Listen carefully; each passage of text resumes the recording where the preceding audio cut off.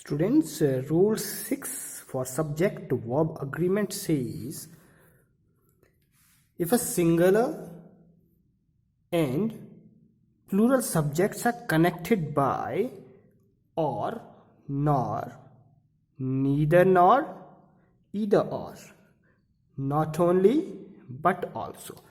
In that case, the verb agrees with the subject placed after or, nor, but also. Let's take an example for this rule. Students, in the given sentence you can see neither the quality nor the prices have changed. Here we have two subjects. First one is the quality and second one prices. This is plural subject and this is a singular subject, and both the subject are connected by nor. So according to the rule we have to see the word placed after nor. Word placed after nor here, the prices, will be taken as subject. This is a plural subject, so we used here plural verb have. Let's take one more example. In the given sentence you can see either the sisters or the brother has done it. Students, we used either, and first one subject we do have here sisters and second one brother. Both the subjects are connected by or. According to the rule, the word placed after or will be regarded as subject. The brother here is singular subject. So according to the singular subject, we used here singular verb has. Let's take one more example. Students, in the given example, this is example number 3, we are talking about not only father but also children are missing. In the given sentence, first one subject we do have your father and other subject is children, and father singular subject is connected with the plural subject children with the help of but also. So the rule says when a singular subject is connected with a plural subject with the help of but also, verb agrees with the subject placed after but also. Because here children is a plural subject, so we use here plural verb are. So in short, students, we studied when a singular plus plural subject connected by or, nor, neither nor, either or, not only but also. In that situation, the subject placed after or, nor, but also will be regarded as subject, and always verb will be used according to that subject in the sentence. Students, one more important point we need to keep in mind here is when two singular subjects connected by either or, neither nor to each other always takes a singular verb. When two subjects and both the subjects are singular subjects connected by either or, neither nor will always take a singular subject. Let's take an example. Students, in the given sentence you can see neither the sister, singular subject, nor the brother, another singular subject, both are connected by nor, and used neither also when singular subject connected to another singular subject with nor, neither. In that situation we always take singular verb. So singular verb used here is. In the previous example we were talking about if a singular subject is connected with a plural subject, then verb agrees to the word placed after nor. But if both are singular subject, then verb should be singular. As you can see, neither the sister nor the brother is present. If I change a second subject, brother, into brothers, then in that situation we do have singular subject plus plural subject. Then we will see the word placed after nor. Word placed after nor is brothers, and brothers is a plural subject. Then singular verb is to be changed in plural. Then we will use here are. Dear students, another important point here is either and neither. If either and neither used in a sentence as subject but without or and nor, in that situation the verb always must be singular verb. Let's take an example for it. Students, in the given sentence, either of the pens is missing. In the given sentence, we used either but without or. Either used without or. In that situation, always verb must be singular. Although you can see in the given sentence, either of the pens, here pens is a plural subject. Pens here is a plural subject. But the rule says when either is used without or, neither without nor. In that situation, verb should be always singular. Either of the pens is missing. So according to the rule, either without or. Either without or, we used a singular subject. A singular verb is. Students, look into one more example. Neither of the girls is present. In the given sentence, we use neither but without nor. We use neither but without nor. So the rule says when neither is used without nor, always verb should be singular. Although in the given sentence you can see girls here is a plural subject. So usually the mistake we commit is we'll see subject and we use here are. But according to the rule, this is wrong verb. Because the rule says when neither is used without nor, always verb must be singular. Dear students, let's discuss another important rule. The rule says if in a sentence, in the subject of a sentence, we have any, some, no, one, every, each, added with a singular noun. Added with a single noun, it always takes a singular verb. Let's look at the given words.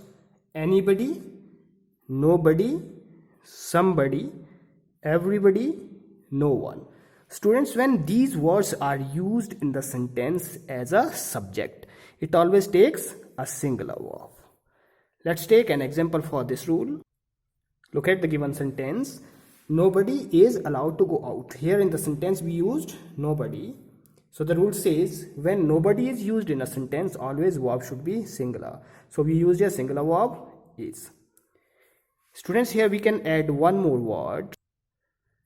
Look at the second sentence. Although in the first sentence you can see nobody, along with that we use singular verb is. But if you look at the second sentence, none of the children. Here children is a plural subject. Children is a plural subject, but the rule says when in the sentence none is used, always verb must be singular. Although children is a plural subject, still we used here singular verb is. Why? Because the rule says when none is used in a sentence, always verb should be singular. Verb should be singular. So here we used singular verb is. Dear students, there are a number of nouns which are always plural in form but singular in meaning. If such noun is used in a sentence as a subject, what you will do in that situation? Dear students, if a noun used in a sentence that is plural in form but singular in meaning, always takes a singular verb. Let's take an example for this rule. Dear students, in the given sentence, news is traveling faster than anything. Here we used word news. News is a word always plural in form but singular in meaning. So always whenever news is used as a subject in a given sentence, you will use singular verb. So we used here singular verb is. Always we must remember whenever a verb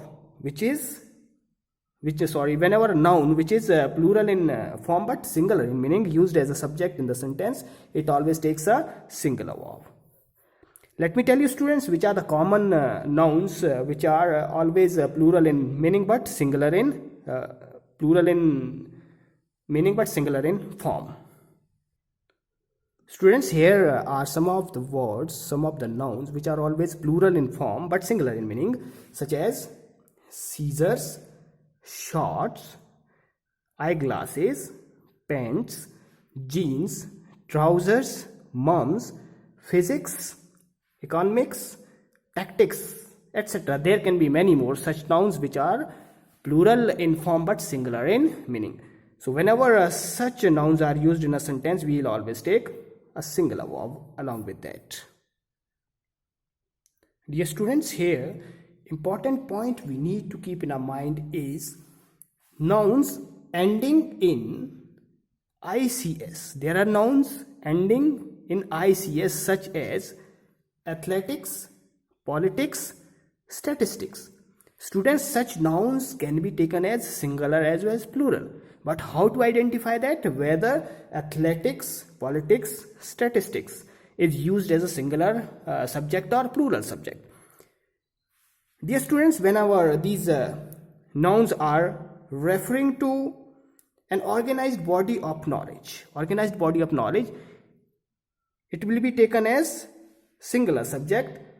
But whenever it is referring to an activity, fact or quality, it will be considered as a plural subject. Look at the given sentence. Politics is my favorite subject. Students, word used here, politics, is ending in ICS, as we have already discussed here. Politics is my favorite subject. Here I use singular verb is. Why? Because the rule says if politics is used as a subject and referring to an organized body of knowledge. An organized body of knowledge means politics is here referring as a subject. That's why I used here singular verb is. That's why the sentence is written the way politics is my favorite subject. Same sentence can be taken as plural subject as well. Let's take an example for that. Students, look at the second sentence. I like him, but his politics are not good. In the first sentence we used politics, but in the second sentence also we used the same word politics. Here it was considered as a singular subject. Here it is considered as a plural subject. Why so? I like him, but his politics are not good. In the first sentence, politics was referring as an organized body of knowledge as a subject. But in the second sentence, politics is referring as quality of him. So you can say when subject was used as an organized body of knowledge, we used with it singular subject is, and when it was changed into another sentence using it as quality of someone else, then it was changed as a plural subject and we used here plural verb are. Students, let's take one more example. Here in the given sentence you can see athletics provide good recreation. In the sentence we used athletics, and athletics also ending in ICS as we have already discussed here. But here in the given sentence, athletic provide good recreation. Here athletic means different games. Here athletic means different games. That's why here athletics will be considered as plural subject. So we used here plural verb provide. Students, I hope you have understood all the, and in one or two more videos we'll discuss few more rules for the same topic, and I hope with that I will wind up the topic. So keep watching these videos. It will help you a lot to improve your English, and subscribe the channel if you're not subscribed it. Press the bell icon so that you do not miss my upcoming important videos. Thank you and stay safe.